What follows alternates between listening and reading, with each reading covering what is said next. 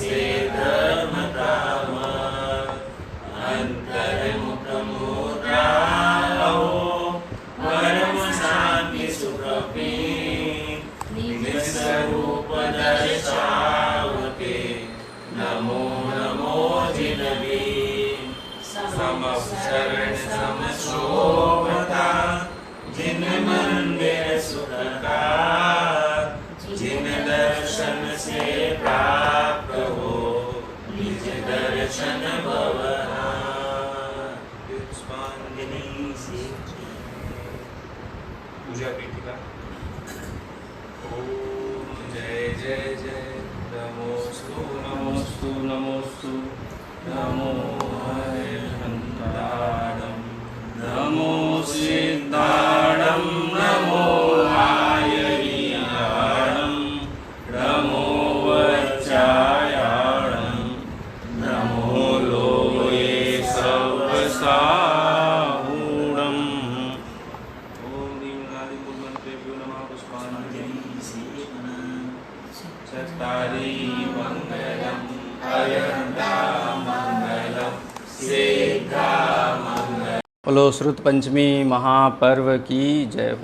आज का दिवस बहुत महत्वपूर्ण है क्योंकि भगवान महावीर की जो दिव्य ध्वनि थी उसका अंश जो आज हमें प्राप्त है, उस अंश की प्राप्ति में आज का जो दिवस है वो एक बहुत बड़ा माइलस्टोन है, बहुत बड़ा एक कीर्ति स्तंभ है। जैसा कि हम जानते हैं कि भगवान महावीर जब मोक्ष चले गए उसके बाद गौतम स्वामी, सुधर्माचार्य और जम्बू स्वामी, ये 3 केवली हुए। 12 इस प्रकार 24 वर्ष और 38 वर्ष जम्बू स्वामी, इस प्रकार 62 वर्ष तक जो परंपरा है, कहना चाहिए कि केवली भगवान की जो संतति है वह निरंतर चलती रही और भव्य जीवों को दिव्य ध्वनि सीधी केवली भगवान से प्राप्त होती रही। लेकिन काल दोष है, पंचम काल आ गया और जो केवली है, केवली का तो विरह हो गया, लेकिन केवली भगवान की वाणी का जो सार है, जो द्वादशांग है, वो द्वादशांग बना रहा। केवलियों के बाद 5 श्रुत केवली हुए, जिनमें विष्णु नाम के प्रथम श्रुत केवली हुए और 14 वर्ष तक उनके माध्यम से श्रुत परंपरा चलती रही। उसके बाद 16 वर्ष तक नंदी मित्र, 22 वर्ष तक अपराजित और 19 वर्ष तक गोवर्धन श्रुत केवली रहे। उनके माध्यम से ये परंपरा अविरल अविच्छिन्न चलती रही। और अंतिम जो श्रुत केवली हुए भद्रबाहु, जिनके समय 12 वर्ष का काल पड़ा था और उत्तर भारत से दक्षिण भारत की ओर चले गए थे। और जो पहले सम्राट चंद्रगुप्त मौर्य थे वो उनके शिष्य थे। उन्होंने भद्रबाहु स्वामी से दीक्षा ली थी, वो उनसे दीक्षित थे और वो भी दक्षिण चले गए मुनि धर्म धारण करके।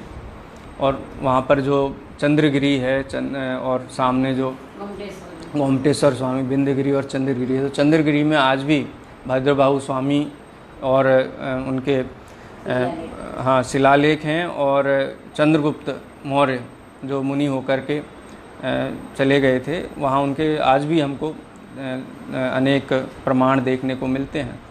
तो 29 वर्ष तक भद्रबाहु केवली के माध्यम से श्रुत अविच्छिन्न रहा, श्रुत परंपरा में कोई कमी नहीं आई। तो 100 वर्ष तक, माने भगवान महावीर के 62 वर्ष तक के बाद तक केवली और 100 वर्ष तक श्रुत केवलियों की परंपरा रही, माने 162 वर्ष तक श्रुत अविच्छिन्न रहा।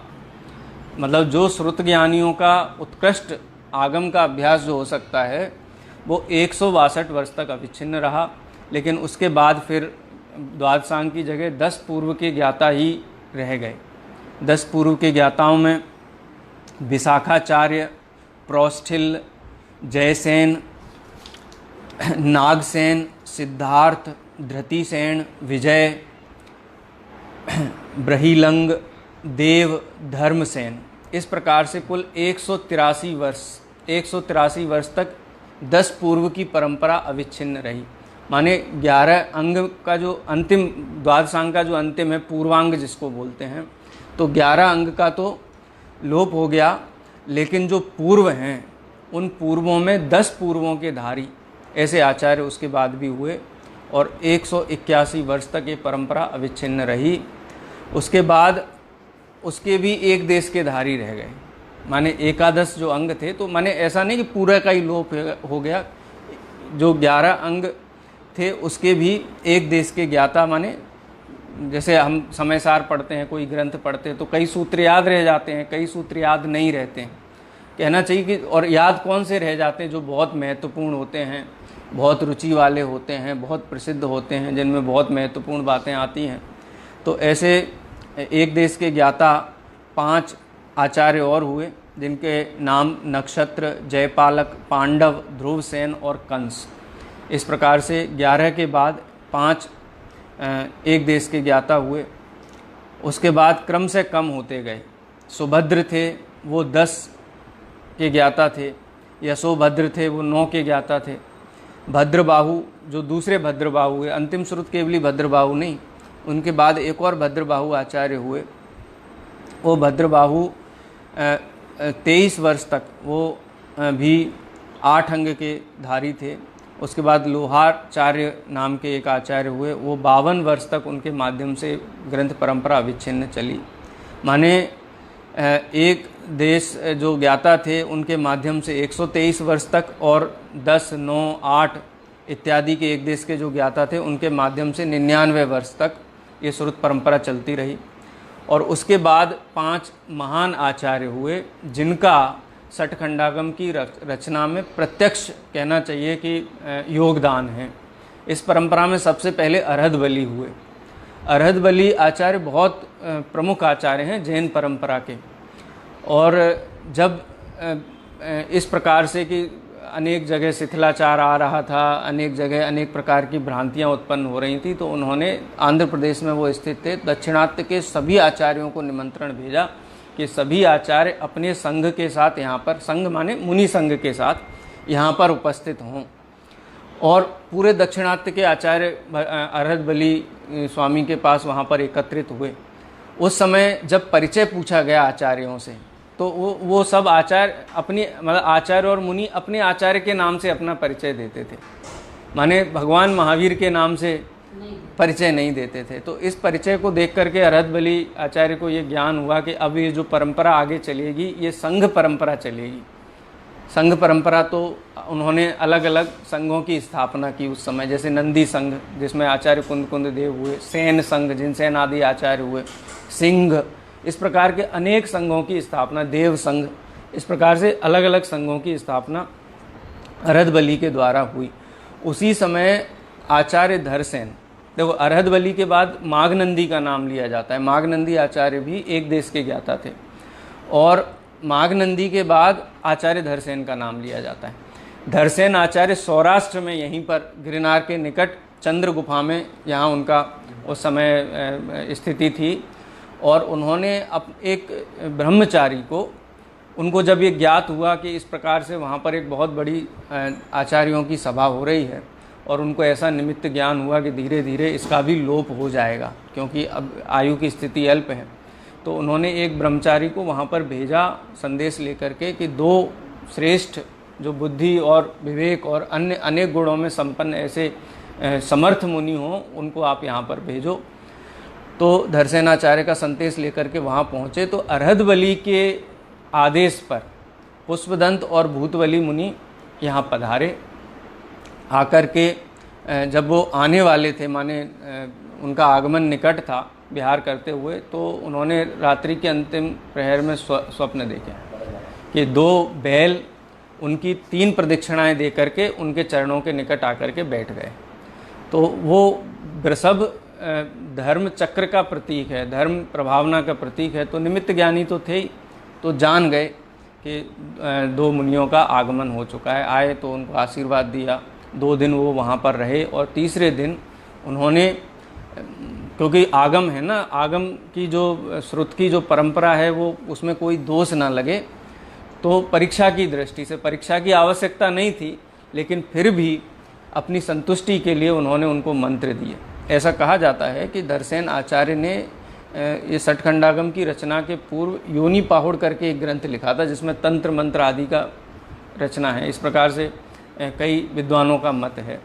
और गुणधर आचार्य के द्वारा भी कसाय पाहुड़ ग्रंथ माघनंदी की परंपरा से या अन्य श्रुत केवली की परंपरा से, एक देश के ज्ञाता की परंपरा से आया हो, लेकिन धरसेन की परंपरा से वो नहीं थे, गुणधर आचार्य। तो इस प्रकार से पुष्पदंत और भूतवली जब आए तो उनको दोनों को मंत्र दिए, और ये कथा तो सब जानते ही हैं कि एक को अधिक मंत्र दिया, एक को हीन मंत्र दिया। और अभी अपन ने पढ़ा था ना कि मंत्र अशुद्ध हो तो सिद्धि नहीं होती है। तो पुष्पदंत को जो मंत्र दिया था, उन्होंने मंत्र पढ़ा तो जो देवी उत्पन्न हुई उसके दांत बड़े हुए थे, और भूतवली ने मंत्र पढ़ा तो उसकी एक आंख कम थी। तो इस प्रकार से वो मंत्र की सिद्धि को देख करके उन्होंने कहा कि मंत्र आचार्य भगवान ने दिए हैं, और जो देव और देवियां होती हैं वो कभी उनके अंग भंग नहीं होते। माने इसको बोलते ना युक्ति लगाना अपनी। अनेक शास्त्र हम पढ़ते हैं तो अनेक शास्त्रों के माध्यम से कोई नई बात आती है तो उसका अर्थ घटन करते हैं। तो कोई भी देव अंग भंग सहित नहीं होता है। तो कहाँ दोष है? तो निश्चित रूप से इसमें मंत्र में ही दोष है। तो उन्होंने अपनी बुद्धि प्रमाण से उस मंत्र की शुद्धि की और फिर मंत्र पढ़ा, तो दोनों जो कहना चाहिए देवी अपने पूर्ण रूप में प्रकट हो गई। तो इस प्रकार से उन्होंने आकर के पूरा वृत्तांत धरसेन आचार्य को सुनाया। तो धरसेन आचार्य ने पूरा वृत्तांत सुना और वो निश्चिंत हो गए कि हाँ, अब ये बात मैंने इनको निश्चिंत होकर के ये जो एक देश का ज्ञान है वो मैं दे सकता हूँ। उसके बाद पूरा उनकी शिक्षा चलती रही, व्याख्यान चलता रहा, और जब व्याख्यान पूर्ण हुआ, व्याख्यान पूर्ण होने पर उन्होंने उनको जाने की आज्ञा दी। अगले दिन ही, तुरंत जब पूर्ण हुआ, अगले दिन उनको बिहार करने का आदेश दे दिया।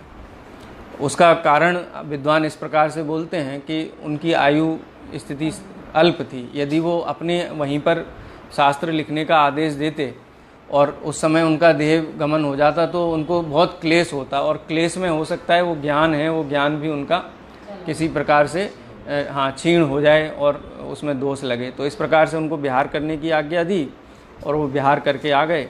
उसके बाद पुष्पदंत आचार्य ने 177 सूत्र लिखे जीवत्ठाण के, और वो सूत्र लिखने के बाद निश्चित रूप से पुष्पदंत आचार्य की जो आयु थी, शरीर की स्थिति थी, वो भूतवली की अपेक्षा माने वृद्ध रहे होंगे।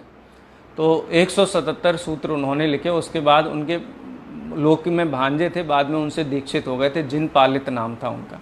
तो जिन पालित को 177 सूत्र दे करके और भूतवली के पास भेजा, बोले कि अब इन सूत्रों के आगे की रचना आप करो। उसके बाद फिर भूतवली ने पूरे षटखंडागम को पूर्ण किया, और आज के दिन ज्येष्ठ शुक्ल पंचमी के दिन ये सूत्र पूरे हुए षटखंडागम के, जो 6 विभागों में विभक्त हैं। जैसे अपन ने अभी चर्चा भी की थी, जीवत्ठाण, जिसमें मार्गणा स्थान, गुण स्थान आदि की, जीव समास आदि की विस्तार से चर्चा, जीव के स्थान परिणामों की तरफ से या फिर दूसरी तरफ से। और बाकी की जो चर्चा है उसमें कर्म माने क्षुद्रक बंध की चर्चा है। क्षुद्रक बंध कहो या खुद्दा बंध, सौरसेनी प्राकृत में कहते हैं, क्योंकि ये ग्रंथ सौरसेनी प्राकृत में लिखे गए। ये भी बहुत महत्व की बात है। प्राकृत की जो सौरसेनी प्राकृत विधा है, सबसे व्यापक विधा है। अजैन साहित्यकारों ने भी सौरसेनी प्राकृत का ही प्रयोग किया है। इसका मतलब ये है कि आचार्यों को लोकप्रिय भाषा में लिखना था, जिससे कि अधिक से अधिक लोग समझ सकें। तो सौरसेनी प्राकृत में, और आचार्य कहाँ? दक्षिण में। और सौरसेन प्रदेश कहाँ है पता है? मथुरा। मथुरा की जो भाषा है ना, वो सौरसेनी प्राकृत कहलाती, लेकिन वो प्रचलित थी।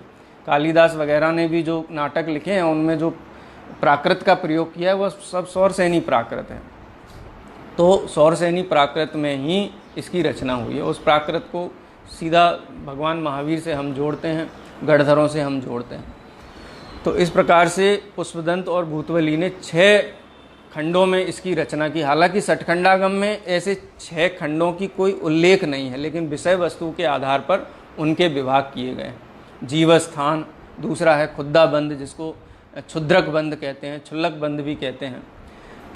और उसके बाद जो तीसरा अधिकार है, क्या था नाम, पढ़ रहे थे ना अभी,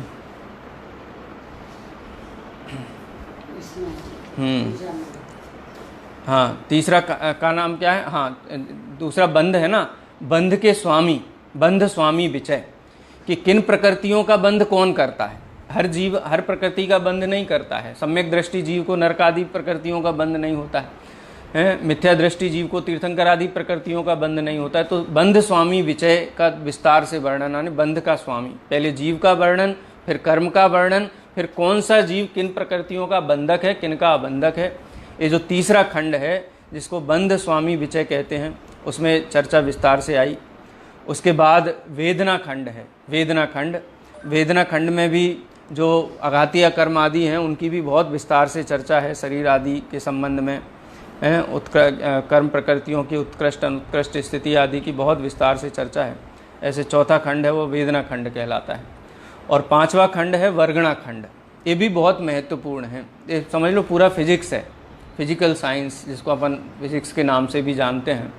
परमाणु के वर्ग की वर्गणाएं, क्योंकि परमाणुओं का भी माने डिवीज़न है। भाषा वर्गणा है, शरीर वर्गणा है, कारमाण वर्गणा है, तेजस वर्गणा है, आहार वर्गणा है। इस प्रकार से वर्गणाओं के 23 वेदों की चर्चा है इस ग्रंथ में, जो बहुत महत्वपूर्ण है समझने की दृष्टि से। तो इस प्रकार से, और जो सबसे अंतिम अधिकार है, जो सबसे विशाल भी है, जो खुद्दाबंद जो लिखा था, संक्षेप में जिन कर्म प्रकृतियों की चर्चा की गई थी उसी की विस्तार से चर्चा महाबंधो करके नाम है। उसमें प्रकृति, प्रदेश, स्थिति और अनुभाग, इनकी बहुत विस्तार से चर्चा है। तो ये समझ लो कि ये मूल सूत्र हैं भगवान। ये आप ये समझ लो कि सठखंडागम क्या है। भगवान महावीर ने समोसरण में बैठ कर के जो दिव्य ध्वनि उनकी खिरी और गणधर स्वामी ने जो सुनी थी और जिन सूत्रों की रचना उन्होंने की थी, वो मूल सूत्र ही ये सठखंडागम हैं, लेकिन पूर्ण नहीं है। जितने महत्वपूर्ण, अति महत्वपूर्ण उपलब्ध हैं, वो उपलब्ध सूत्र ही ये सठखंडागम के रूप में हमारे पास विद्यमान है। प्रथम श्रुत स्कंद इसीलिए कहते हैं। और प्रथम श्रुत स्कंद में गुणधर स्वामी का कसाय पाहुड़ भी प्रथम श्रुत स्कंद में ही आता है। ठीक है, पेज्य दोष पाहुड़ भी कहते हैं, कसाय पाहुड़ कहते हैं, वो भी इसी के अंतर्गत ही आता है। लेकिन इसमें आगम शैली की पूरी चर्चा है।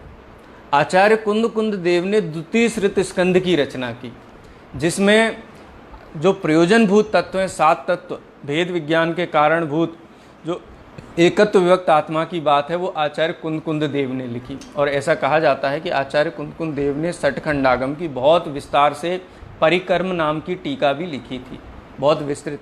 और उसका उल्लेख वीरसेन स्वामी ने जब धवला ग्रंथ के रूप में सठखंडागम की जो टीका लिखी है, जय धवल, धवल, महाधवल और जय धवल गुणभद्राचार्य के कसाय पाहुड़ की टीका है।